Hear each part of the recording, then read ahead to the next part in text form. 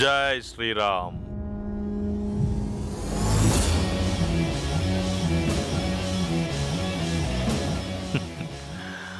నువ్వు అనుకున్నదేది జరగదురా మూర్ఖుడా.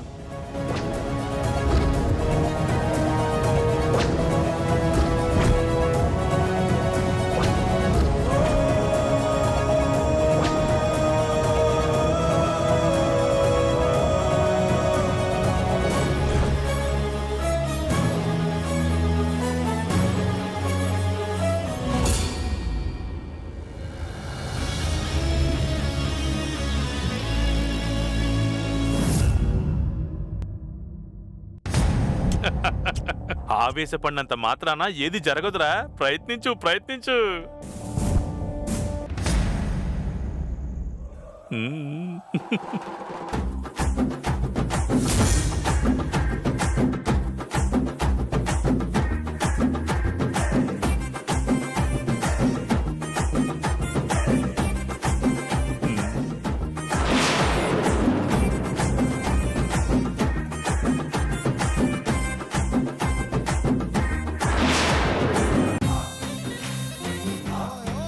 నీ బుద్ధి మారదని తెలిసే నిన్నొక గంట కనిపెట్టుకునున్నాను.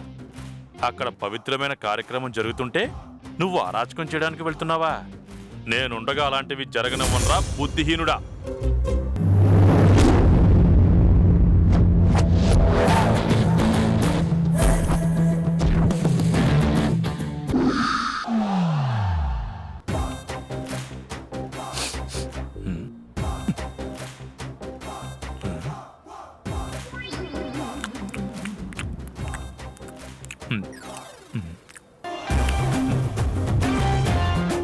తీపి ఒగరు పులుపు చేదు, ఏ రుచి లేదు. ఇప్పుడు నువ్వు దీంతో ఏమీ చేయలేవు. వెళ్ళొస్తానరా పడుతాయి. జై శ్రీరామ్.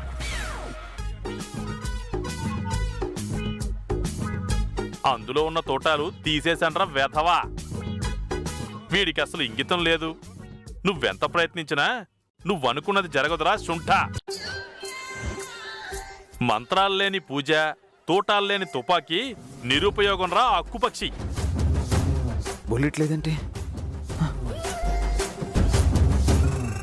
బుల్లెట్లు లోడ్ చేశానుగా, ఏమైంటుంది?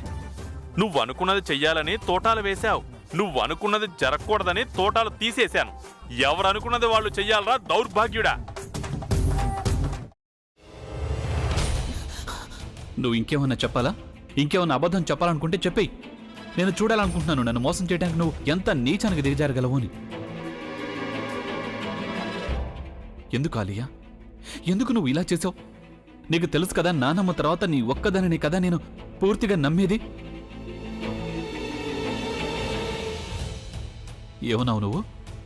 ఈ మధ్య అన్నిటినీ మర్చిపోతున్నావా? అది చాలు. వాటిలో ఉన్న శక్తి విషయాన్ని గ్రహించి మనకు వివరిస్తాయి.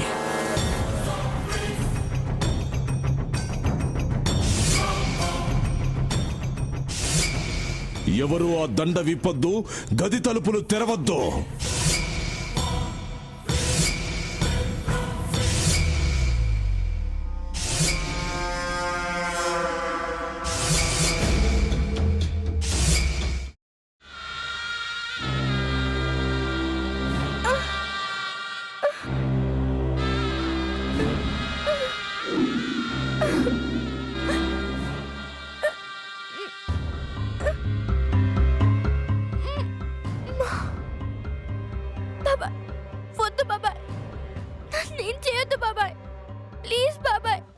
నీకు నిజం తెలిసినప్పుడే నా ఆలోచనలో నువ్వు చచ్చిపోయావు.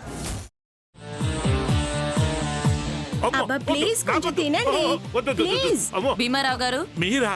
ఇగో మీరా కాదు సక్కుబాయ్. అవును, మీ పనామే లేచిపోయిందని చెప్పి కంప్లైంట్ ఇచ్చినావు కదా. రేయ్, ఆయన కంప్లైంట్ ఇచ్చింది లేచిపోయిందని కాదు, కనిపించడం లేదు అని. అట్లానా? సరే మేడం. ఇడియట్.